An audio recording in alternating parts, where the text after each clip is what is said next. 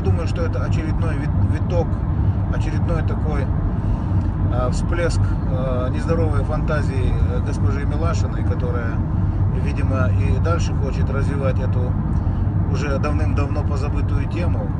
Ну, это дело Милашиной. Мое дело дать вам тот комментарий, в котором ничего нового после того, что я вам сказал до этого, нет. Значит, это гейская тема, теперь это уже как бы она только смешит. Вот.